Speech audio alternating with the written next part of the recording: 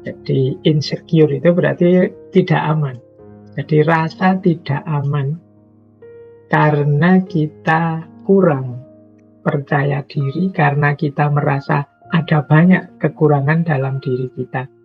Sehingga kita merasa takut, merasa gelisah, merasa malu, merasa minder. Akhirnya kita jadi gelisah, kita jadi penakut, kita terus minder, malu, tidak berani melakukan apa-apa. Nah, ini insecure namanya. Bismillah, kita awali.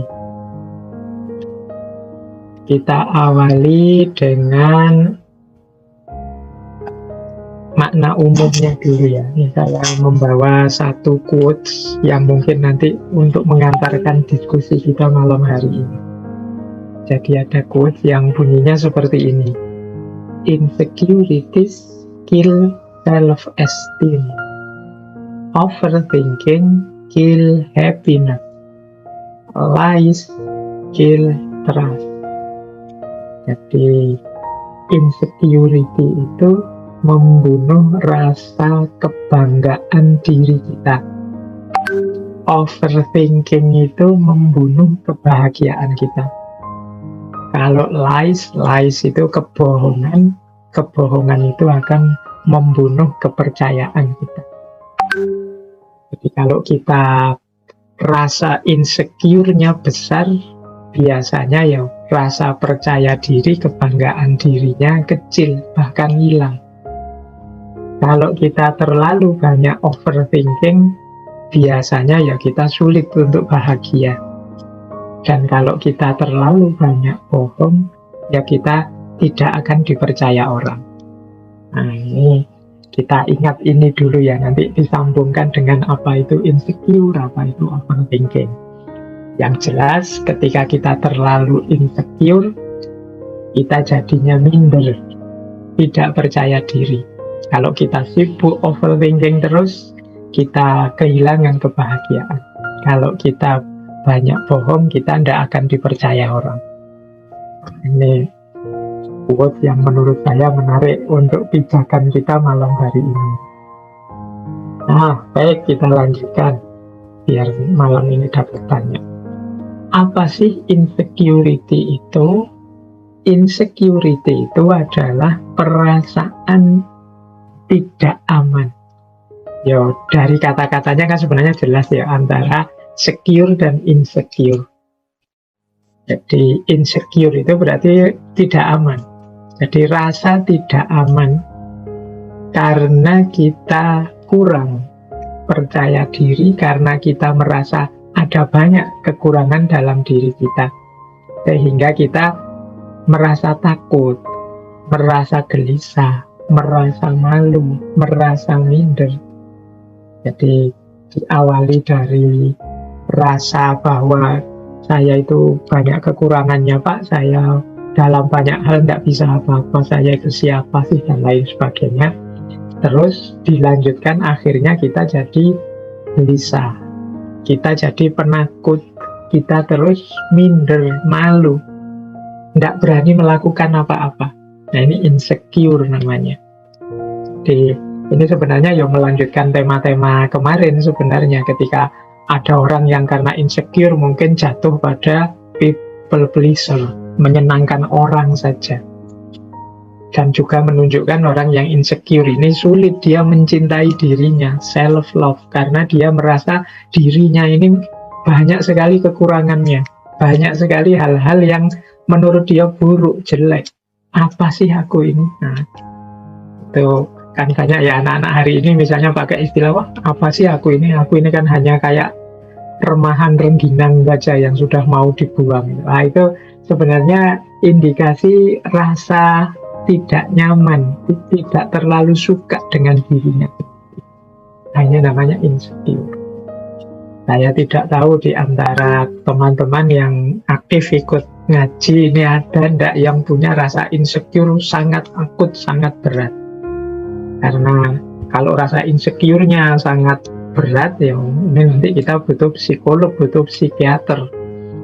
Tapi ya wajar kalau dalam dosis yang biasa, kadang-kadang kita ya punya minder sedikit dalam hal tertentu, tidak percaya diri, tidak masalah, asal tidak berlarut-larut.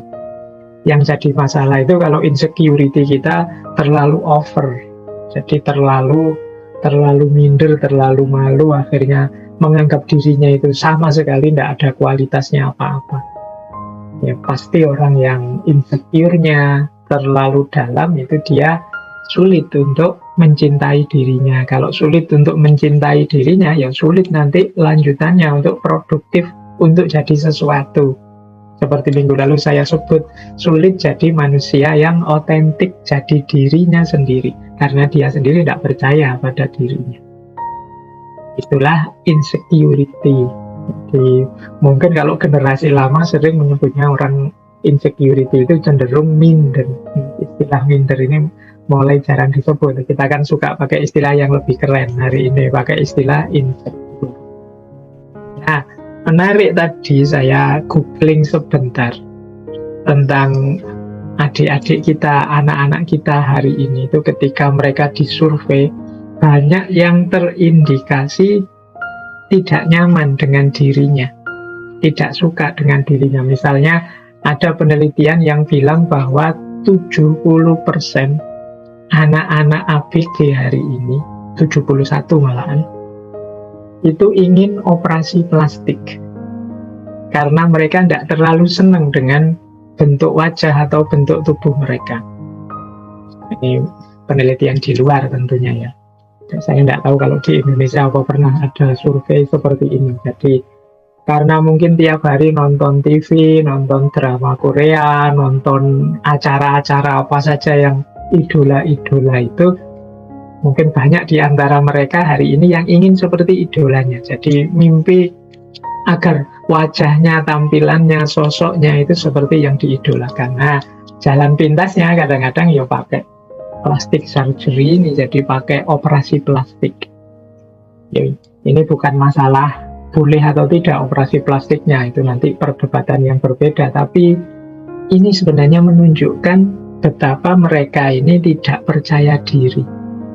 Jadi betapa mereka tidak nyaman dengan dirinya sendiri. Bahkan yang kedua itu ada juga penelitian yang bilang 66% girls, perempuan, ini di wilayah tertentu yang diteliti tentunya, itu cenderung mengkritisi diri mereka sendiri, tubuh mereka sendiri. Kita mungkin ya kadang-kadang begitu, mengkritisi misalnya, wah hidungku kok ya pesek ya, tiap kali berkaca kita menyesali hidung kita yang pesek. Kemudian jerawatku kok banyak ya, tiap kali berkaca kita melihat jerawat yang banyak. Jadi tiap hari kita ini mengeluhkan diri kita. Rambutku kok banyak yang putih ya, kayak rambut saya kan harus banyak yang putih. Nah itu tiap kali nambah satu putih terus mengeluh, waduh kok nambah putih lagi. Nah ini namanya criticize our own body. Kita mengkritisi tubuh kita sendiri. Mungkin setiap hari. Tidak hanya kalau di penelitian itu kan 66%. Jangan-jangan kita juga termasuk yang di situ. Tangannya mengkritisi diri sendiri. Ya tidak salah, karena orang itu kan selalu ingin jadi lebih baik, lebih ganteng, lebih rapi, tidak masalah.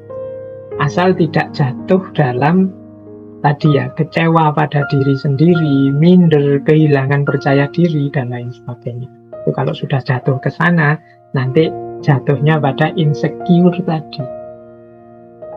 Bahkan ada penelitian yang lain, 52% ABG itu menganggap bahwa mereka itu disukai atau tidak disukai karena wajah mereka atau tubuh mereka.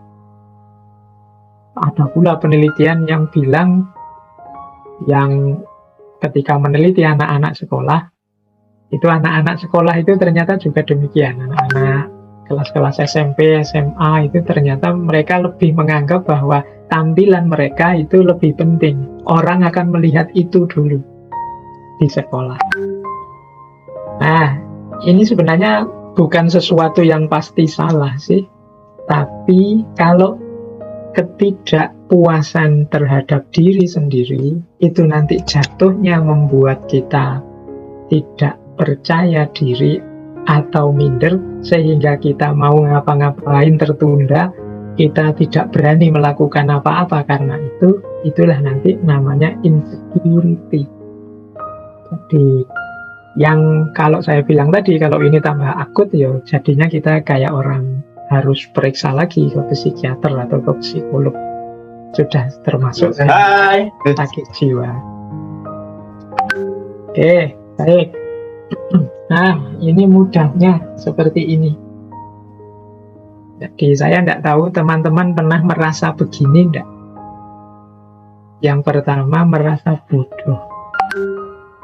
Bodoh banget kok ya aku itu. Kok enggak pinter toh ya, aku kok bolak-balik keliru. Dan ini rasa ini, kalau enggak dikontrol, enggak hati-hati, akan jatuh pada insecurity. Akhirnya kita disuruh ngapa-ngapain terus, wah enggak berani saya itu bodoh ya, saya itu enggak pinter ya, saya itu kalau ngomong agak enggak rapi, agak pelekak-pelekuk ya. Nah, ini rasa ini akan membawa kita pada insecurity. Kalau kita terus-terusan seperti ini ya, kita ada di state insecure. Ini kan diksi yang sering kita dengar di sehari-hari, biasanya sesama teman.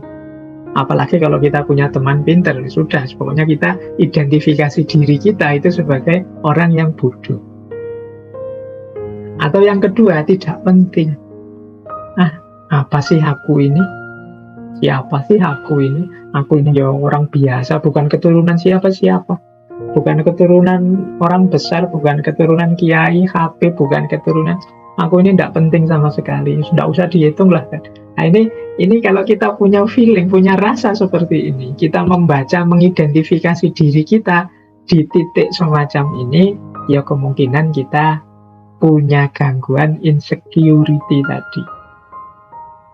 Ini penting ya, kita coba kita punya rasa seperti ini enggak saat kita membaca diri kita. Apa memang misalnya teman-teman merasa minder karena bukan keturunannya orang besar misalnya? Apa memang menurut teman-teman keturunan orang besar itu sesuatu yang penting misalnya? Atau nilai di kelas itu sesuatu yang sangat penting sehingga disitulah parameternya kita bodoh atau tidak bodoh dan lain sebagainya. Yuk coba kita telusuri, apa kita punya gejala-gejala seperti ini? Atau kita merasa di bawah standar dalam hal apapun, mungkin dalam hal kekuatan, mungkin dalam hal kecerdasan, mungkin dalam hal pergaulan. Misalnya teman-teman merasa, wah aku ini tidak gaul ya, aku itu kalau sama teman itu kaku misalnya. Nah terus kita semacam kecewa dengan diri kita sendiri. Wah aku itu tidak cocok ya kalau diajak acara-acara seperti itu, aku itu orangnya itu sulit misalnya. Itu pada kita sendiri. Nah ini kita merasa kita ini di bawah standar, kita ini tidak sama dengan yang lain, kita ini ya levelnya level bawah lah. Nah, ini jenis-jenis insecurity. Atau kita merasa berbeda dan mungkin kita cenderung merasa orang lain mesti tidak suka dengan kita.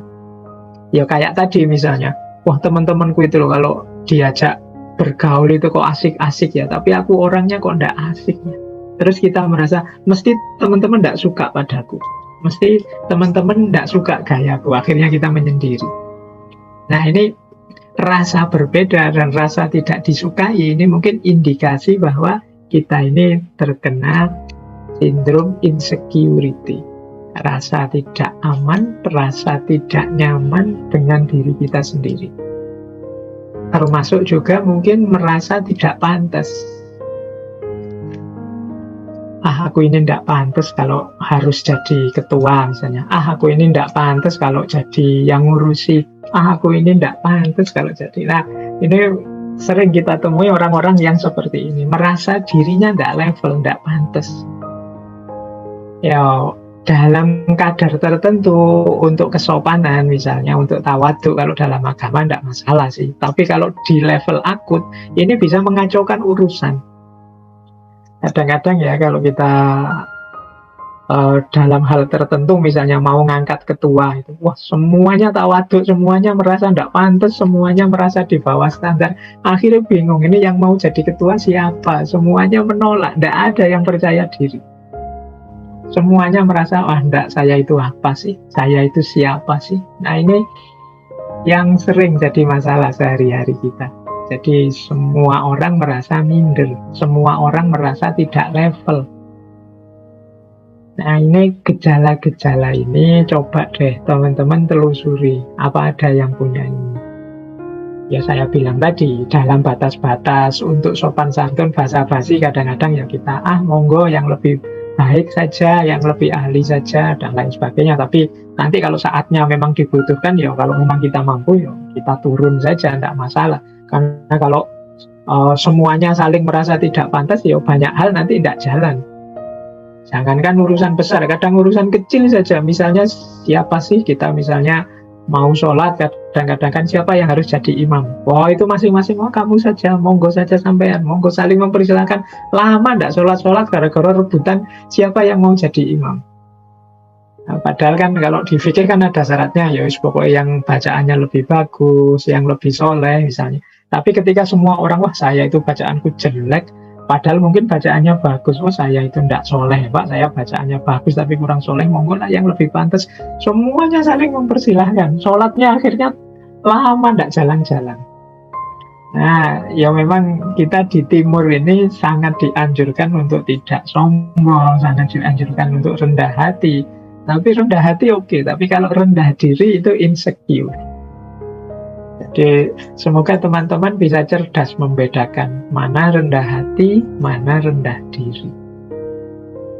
Kalau rendah hati itu kita sadar kemampuan kita, kapasitas kita, tapi kita bisa memaklumi yang lain, bisa menerima kalau dan tidak marah, tidak tersinggung dan lain sebagainya kalau orang lain yang mungkin punya kompetensi, kapasitas seperti kita mendahului kita, tidak masalah. Nah itu namanya rendah hati. Oh monggo kalau ada yang memang merasa mampu silahkan. Nah itu namanya rendah hati. Tapi kalau rendah diri itu kita sama sekali tidak mau turun. Kita merasa tidak layak, tidak pantas, tidak mampu. Mental seperti ini loh yang sering disebut sebagai insecure. Maka teman-teman yuk, semoga di antara kita tidak ada yang rendah diri, merasa bodoh, merasa tidak penting, merasa di bawah standar, merasa berbeda dan tidak disukai, merasa tidak pantas, dan lain sebagainya. Dalam konteks yang sebenarnya, tidak sekedar hanya saat basa-basi atau saat demi kesopanan untuk tidak sombong, tapi benar-benar kita merasa seperti ini. Nah, itu namanya insecure. Nah, sekarang kita tengok dulu kok bisa sih ya kita itu jatuh pada insecurity tadi. Jadi orang yang minder, jadi orang yang rendah diri. Itu kira-kira sebabnya apa sih? Nah, yang pertama, yang paling sering mempengaruhi kita sehingga kemudian kita minder, sehingga kemudian kita rendah diri, merasa insecure dengan diri kita sendiri, itu adalah persepsi kita sendiri. Jadi cara berpikir kita sendiri, cara kita mempersepsi diri kita, menganggap diri kita. Bahkan mungkin orang lain tidak menganggap kita begitu, kita saja yang menganggap diri kita serendah itu. Seperti quotes yang kita bahas minggu lalu ya, kalau kita saja menghargai diri kita serendah itu, bagaimana orang bisa menghargai kita tinggi? Ibaratnya orang jualan, itu kan kita sudah menjual diri kita sangat murah, menampilkan, menunjukkan harga kita itu sangat murah, sangat rendah. Ya pasti saja, tidak mungkin orang nawar, seandainya ini jual beli ya, orang berinteraksi nawar itu terus di atasnya. Kalau dari kita sendiri sudah rendah, ya orang bahkan bisa lebih rendah dari itu. Nah ini kan kalau di minggu lalu ketika kita bahas people pleaser. Nah persepsi orang-orang yang insecure ini terhadap dirinya juga begitu. Dia tidak memahami, mengakui, apalagi mensyukuri bahwa dalam dirinya itu banyak sekali keistimewaan-keistimewaan. Dalam diri kita itu banyak sekali potensi-potensi untuk bisa kita hidupkan. Kita terlanjur menganggap diri kita rendah, akhirnya ya kita tidak ngapa-ngapain. Atau kadang-kadang standar yang kita ikuti. Jadi salah standar. Misalnya ya, hari ini kan kayak tadi banyak orang operasi plastik misalnya. Standarnya mana? Itu kan terus orang milih, ada yang milih standar gaya Korea mungkin, atau milih standar gaya Barat. Nah, ini namanya standar. Nah, ketika standar, saya tidak tahu apakah memang cantik itu harus versi Korea ataukah gagah itu versi Barat yang seperti apa. Tapi ketika ini standar ini sangat jauh untuk kita jangkau, tentu saja kita akan merasa diri kita sangat rendah. Oke, coba ngambil standar yang masuk akal saja, mungkin kita tidak jatuh pada insecurity. Kenapa kita mempersepsi diri kita terlalu rendah? Kemungkinan standar yang kita ikuti, kita tetapkan terlalu tinggi atau terlalu tidak nyambung dengan kita. Akhirnya ya kita menganggap diri kita benar-benar rendah.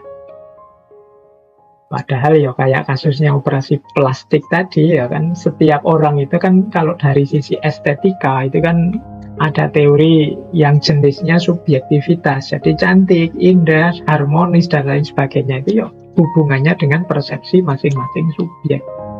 Bagi seseorang mungkin sesuatu itu sangat indah, tapi bagi orang lain bisa biasa-biasa saja. Nah, ini urusannya standar. Jadi akar kenapa sih orang kemudian menganggap dirinya sangat rendah, dirinya sangat tidak penting, jangan-jangan mengukurnya terlalu jauh. Bukan berarti salah, tapi standar yang terlalu jauh ini membuat kita merasa diri kita terlalu rendah, sehingga tidak semangat untuk mencapai ke sana. Akhirnya berhenti, apalah aku ini. Nah, ini yang pertama biasanya. Yang paling banyak sebenarnya yang pertama ini. Persepsi kita terhadap diri kita dan juga standar-standar yang kita ikuti. Yang kedua, yang jadi akar dari situasi insecure yang kita alami adalah emosi, atau mungkin kita pernah mengalami trauma-trauma, atau kita pernah dikecewakan, kita pernah disakiti, kita pernah mengalami trauma-trauma dan lain sebagainya. Nah, ini bisa juga membuat orang kemudian insecure. Misalnya merasa tidak dicintai orang tua, misalnya orang tuanya pilih kasih, ada yang dianak emaskan, ada yang dianak pilihkan misalnya. Nah, itu kemudian dia merasa terluka, batinnya merasa, oh mungkin aku ini orang tidak penting, mungkin aku ini anak yang tidak diinginkan, anak yang jelek sehingga orang tua tidak milih aku. Nah, ini terus muncullah rasa insecure. Mungkin kita pernah ditinggal orang yang kita cintai, ditolak orang yang kita cintai, kita sudah tekad-tekadan nembak kok ya ditolak. Apalagi nolaknya pakai argumen lagi. Argumennya menyakitkan. Wah, saya mohon maaf ya, tidak siap jadi pasanganmu karena kamu begini sih, kamu begitu sih, kamu jelek sih, kamu apa sih, kamu itu sih. Akhirnya kita terus down, drop, mengalami trauma. Oh, berarti aku ini jelek, oh berarti aku ini tidak pantas punya pasangan, oh berarti ini luka batin. Ini juga sering melahirkan insecure. Akhirnya kita besok-besok tidak berani lagi nembak. Besok-besok kita mikir-mikir dulu kalau mau mencari pasangan. Jadi emosi, luka batin, trauma ini sering melahirkan rasa aku tidak cukup baik, aku ini ternyata jelek, aku ini ternyata tidak layak dicintai, tidak layak disukai, dan lain sebagainya.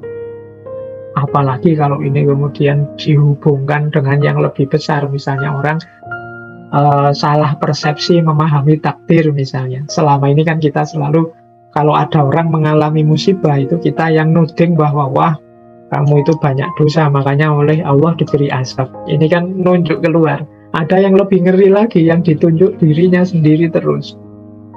Wah ini kok ngalami bencana ya, jangan-jangan bencana ini gara-gara dosaku. Jangan-jangan bencana ini gara-gara kelakuanku, jangan-jangan bencana ini gara-gara kesalahan-kesalahanku selama ini. Akhirnya dia begitu marah, begitu kecewanya dengan dirinya. Nah, ini juga jenis emosi.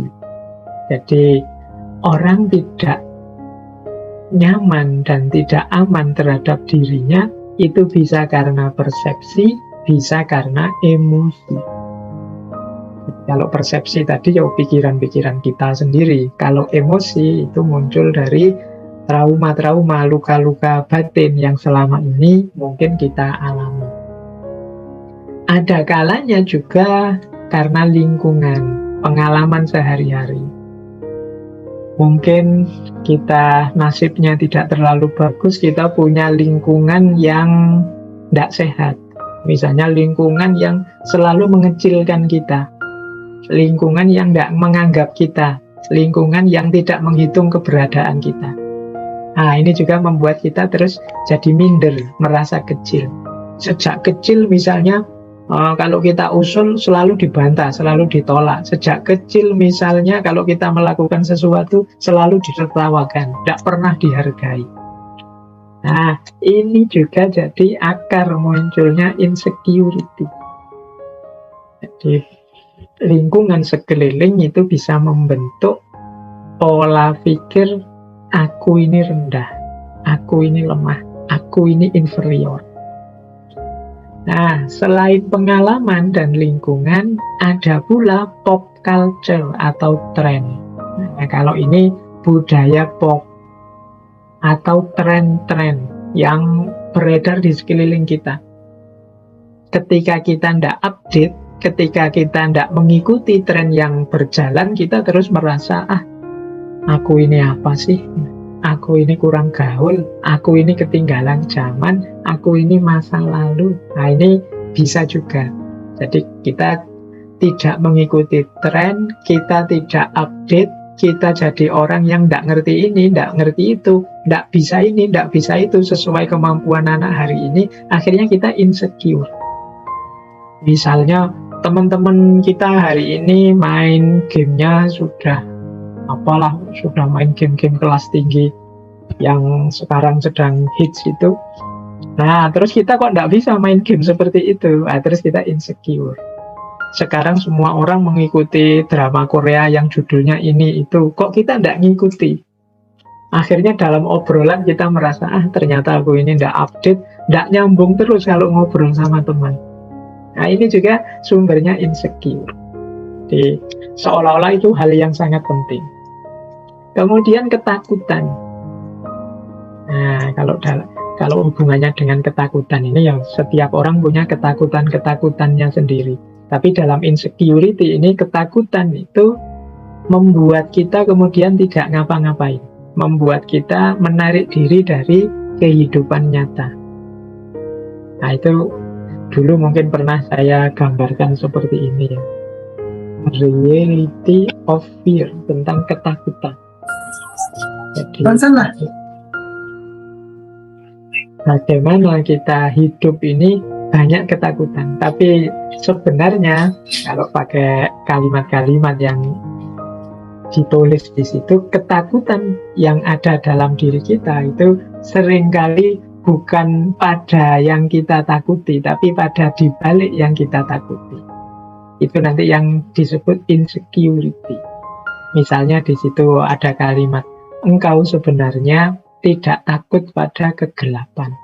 Engkau hanya takut pada apa yang ada di balik kegelapan itu. Tapi kita menganggapnya, saya takut kegelapan. Nanti orang insecure juga begitu. Mungkin kita itu tidak takut pacaran, tapi takut ditolak. Kita tidak takut ujian, tapi takut nilainya rendah. Nah, ini loh yang jadi sumbernya insecure itu. Jadi kalau nanti kita meneliti dalam diri kita, kok aku bisa insecure ya? Awas salah identifikasi tentang ketakutan kita. Engkau tidak takut ketinggian, tapi engkau sebenarnya takut jatuh. engkau tidak takut orang-orang di sekelilingmu, maksudnya engkau tidak takut sebenarnya, engkau itu tidak takut bergaul kok, engkau tidak takut bersosialisasi, cuma engkau hanya takut ditolak orang. You are not afraid to love, you are just afraid of not being loved back. Engkau sebenarnya bukan orang yang takut mencintai, tapi takut tidak dicintai kembali. Engkau sebenarnya tidak takut untuk melepaskan dia, hanya saja engkau takut hidup tanpa dia.